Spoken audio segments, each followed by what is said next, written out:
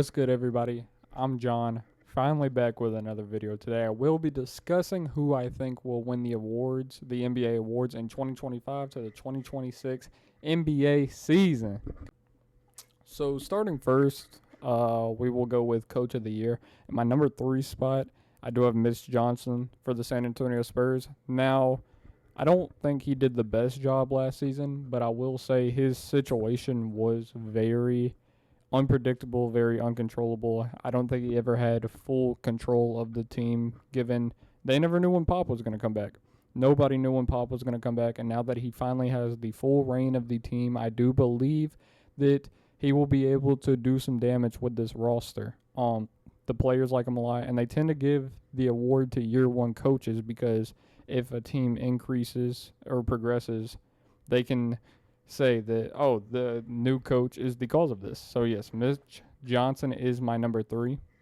Number 2, I will be going with Quinn Snyder for the Atlanta Hawks.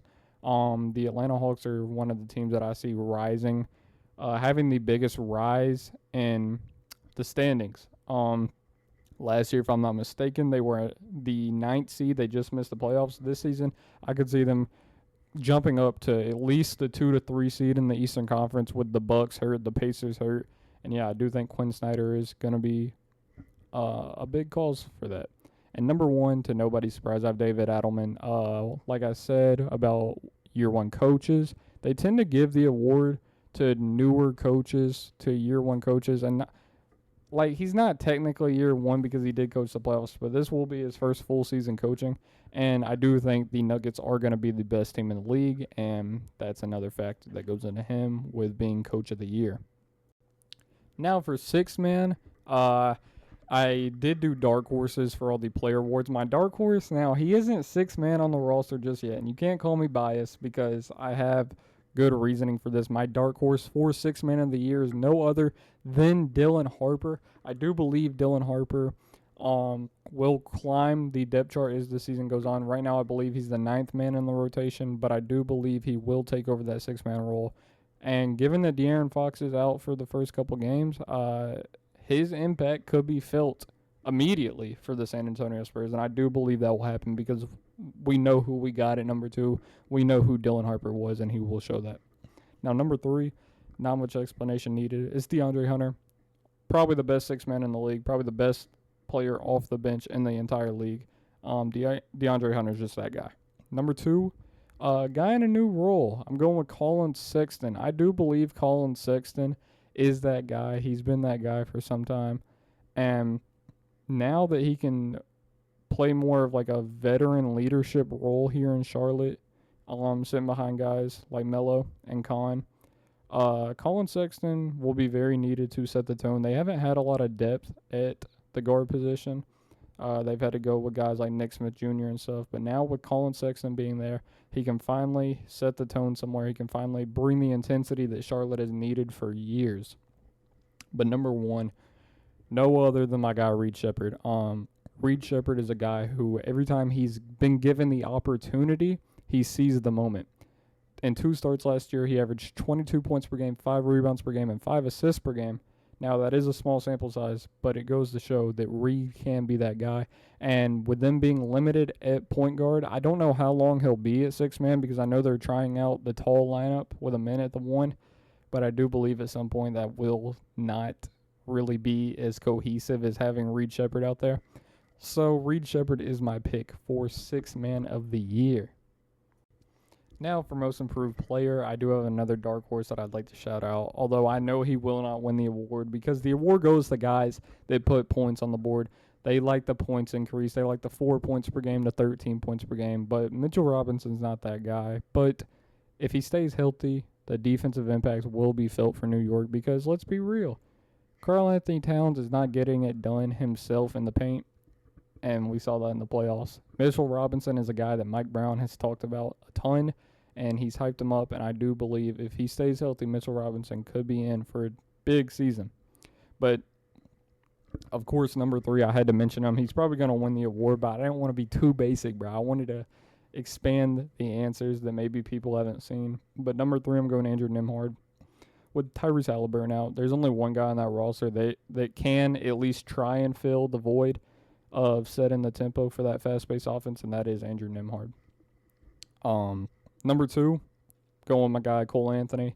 Cole Anthony is a player that I haven't been too fond of in recent years. He kind of peaked as a rookie, but with a new situation, with Giannis breathing down his neck, because Giannis needs to make the playoffs this season. There's chips on his shoulder. There's chips on the manager's shoulders. They brought in Cole Anthony because they believe he can set the pace with Giannis on that team, and I believe that he can do it, and I believe he can get back up to that rookie year of 16 points per game. He actually had his lowest this season at 9, but I could see him getting back up to 16.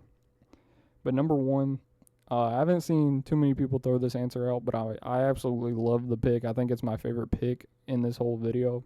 Jabari Smith Jr. is going to win Most Improved Player of the Year, and I would bet a lot of money on that because he is finally with the guy that can train him the best.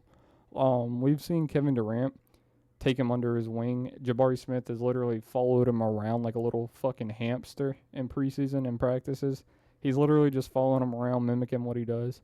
And for a guy that we know needs to handle the ball more at that size and stop turning his back to the defense, Kevin Durant is the perfect guy to teach him ways to use his length to his advantage. And yeah, I believe Jabari Smith will win Most Improved Player of the Year. Now with Rookie of the Year, this is, like I said, it's pretty predictable, but I don't want to go like the more basic route of having Dylan Harper, Ace Bailey. So my dark horse candidate is Cedric Howard for the Memphis Grizzlies. I don't know if he's playing day 1, but I can tell you this. In the limited amount of times he played in college last season, he looked fantastic. Despite the ACL tear, he's a perfect complement to John Morant and probably the best player out of the class to fill the void of Desmond Bane. And I actually think if we're going by ceiling, Cedric Howard can complement next to John Morant better than Desmond Bane did. So Cedric Howard is my dark horse for Rookie of the Year. But number 3, again, I haven't seen the odds, but if I wanted to make some bread, I'm throwing money on Nick Clifford for Rookie of the Year. He is in the perfect situation possible for a rookie to succeed, and not only that, but I also think he was, besides Cooper Flagg, he was the most pro-ready prospect in last year's class. This is a team that's needed three-point shooting off the wing for a while now, and now that they finally have it, he just complements very well next to Sabonis and Levine, and he can fill the void that DeMar DeRozan and Keegan Murray have not given you, and that is the three-point shooting, like I said. Number 2 is a guy that I could see if he finally uses his athleticism to his advantage to score the ball and stop relying on jump shots. He will be a 16-point per game scorer his rookie season, and that is no other than VJ Edgecombe. VJ Edgecombe also got drafted to a perfect situation. But number 1, obviously, like I said, another person who got drafted to probably the best situation possible for a rookie. That is Cooper Flagg. He will win Rookie of the Year this season. We all know it. We all know what's going to happen. Yeah, I just cannot wait to see his defense paired up with guys like Anthony Davis and Daniel Gafford and Derek Lively. It's going to be fun to watch. We know what he's capable of. He'll probably be, if I had to guess Cooper Flagg's rookie stat line, I think I'd go like 14 points, 5 rebounds, 5 assists, 1.8 steals, you feel me? 1.2 blocks. He's going to fill up the stat sheet. We know what Cooper Flagg's going to do. Now for Depoy, I would like to give an honorable mention to Asar Thompson. That man is a beast. There's no explanation needed. Just watch Pistons games and you'll see his defensive impact. None of these guys really need explanations. We all know who they are. Number 3, Anthony Davis. If he just plays games, we know his impact is going to be felt on defense. Always been one of the better defenders in the league. One of the elite defenders in the league, I'll actually say that. Number 2, Chet Holmgren. Outside of Victor Wembanyama, he is the most talented rim protector in the league. And he would have been in the conversation easily last season if he played the right amount of games. And then number 1, another guy, if he played the right amount of games, he would have won the award unanimously. He was literally going to win it unanimously, and that is Victor Wembanyama for the San Antonio Spurs, the best rim protector that we've ever seen in our lifetime. And now that he has more perimeter defenders around him, his job is going to be less difficult. And now that he actually has a backup 5 in Luke Cornett, he will be able to finally take a breather. He won't have to sit on the bench for a minute 30 and then go right back out. So Victor Wembanyama will win DPOY to nobody's surprise. Now for MVP, you already see it. You're like, what the hell is that? Dark horse candidate for MVP this year is Trae Young. We've seen what Trae Young can do when his team wins. And now that the East is open, like I said earlier, they brought in Kristaps Porzingis. Risa Shea is going to be better. Jalen Johnson is now healthy. The Atlanta Hawks are going to shock people. They are going to be high up in the Eastern Conference seedings, and that is going to be led through Trae Young. Trae Young's playmaking is going to take another level with Porzingis. This is the perfect center complement to Trae Young, and I'm so excited to watch it. Number 5, Victor Wembanyama. Honestly, he'll probably be higher, but I do see the Spurs taking a huge jump, adding guys like Harper and Cornette. Victor Wembanyama. If he plays the games, he will be on the first team, just like last season. He was going to be. Number 4, Anthony Edwards. We saw Anthony Edwards improve insanely, something that I did not expect him to be able to reach last season, and that is being a 40% shooter from 3 on 10 attempts per game. Just never saw that from his game. And if he just continues to take leaps like we all expect him to, Anthony Edwards will be All-NBA first team. And then the first 3 guys, there's no explanation needed for real. We got SGA 3. I just don't see the Thunder winning as many games as they did last season, so that does cause him to fall from 1 in previous year to 3 now. And it's hard to go back-to-back. Number 2, Giannis Antetokounmpo. I would not be surprised if he won it this year, just like any of these guys, to be honest. But Giannis is playing with a chip on his shoulder, and I feel like people are selling their Bucks stock a little too early. That Bucks team is going to be high up in the seeding in the Eastern Conference. And if he does get traded, it is what it is, because I do think he'll still have the stats to be on this award. And number 1, no other than Nikola Jokic. We know he's going to find his way back to the award. He is the best player in the league. And now with more depth on his team, more shooters, Cam Johnson's going to play a huge role. Bruce Brown's going to play a huge role. He finally has Jonas Valanciunas, a backup 5, instead of DeAndre Jordan. Jokic just gets more freedom with this team. And the things that you can do with the pieces they added, like imagine Jonas Valanciunas setting Nikola Jokic screens when Nikola Jokic's playmaking ability passing out of that. Oh my God, the Denver Nuggets are going to be so fun to watch, man.